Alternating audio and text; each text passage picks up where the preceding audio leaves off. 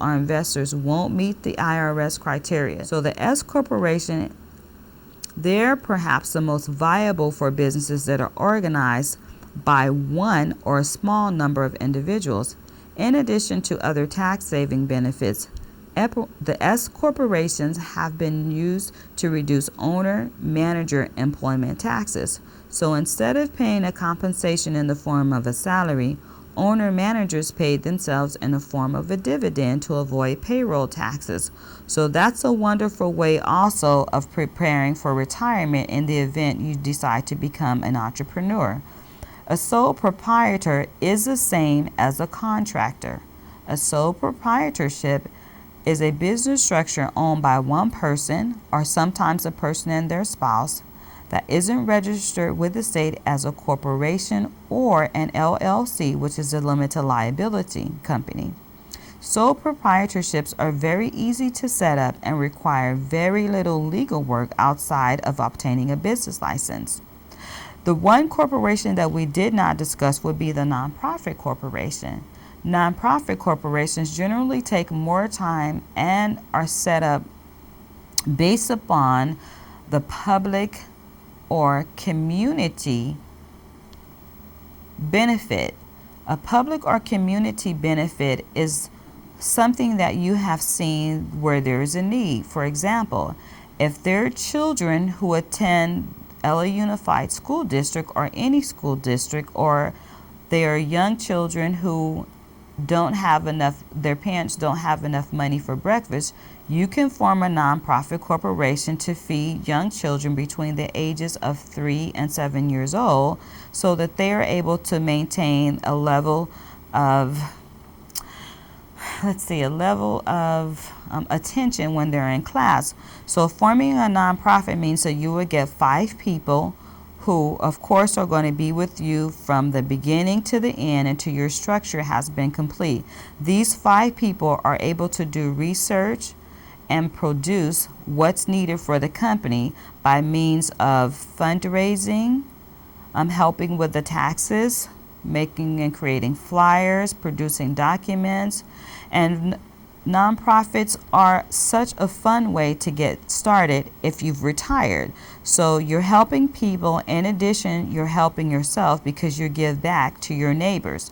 So nonprofit organizations are tax-free exempt organizations, and you do have to file with the state and federal government.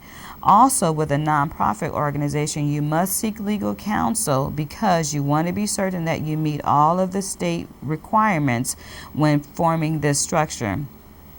So, registering your business to comply with any license or permit can be as simple as calling your local city hall and asking how to obtain a business license. Of course, it will cost money, and the rates vary based upon your municipality's schedule. Once you register, you will get a tax ID, and you get the tax ID for the nonprofit and for your regular corporation. And these IDs are very helpful when you're doing client invoices so that you don't have to sling your social security number around. And whatever you do, be sure that you always visit this website, the www.takecommand.org. It's a wonderful resource and a tool for forming your entrepreneurship or your corporation. Training.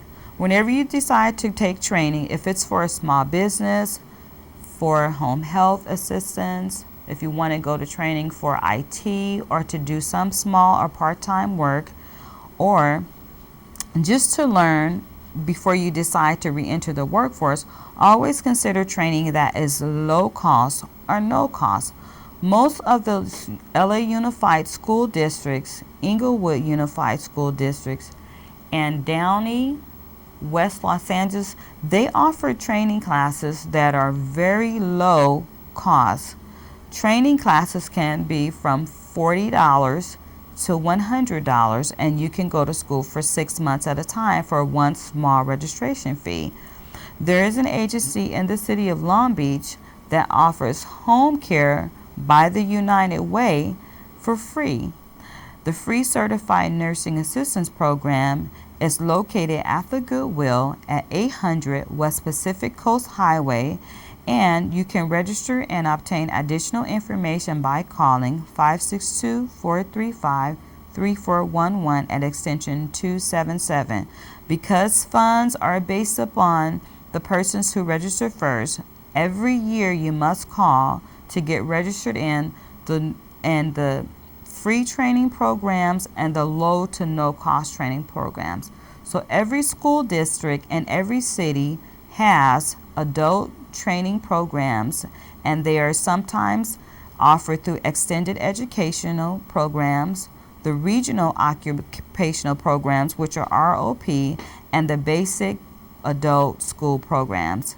In addition, you want to check for vocational programs and if there's any grant funding available from your local WIA or WorkSource investment training boards. Maxine is retired and she's just having a little fun, and she wants to tell you what her life has been like since she's retired. My mind works like lightning, one brilliant flash, and it's gone.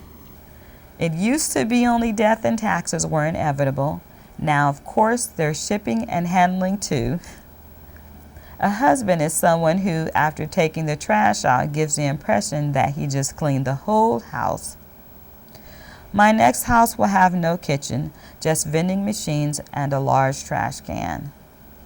And as you slide down the banister of life, may the splinters never point in the wrong way. So taken from Maxine, she's worked and now she has her own helper, and she likes to have a little bit of fun. So whenever you're retiring or reconsidering life, remember Maxine. She's had a lot of fun and she wants you to do the same thing in your transition from life after 50 to recareering in your next venture.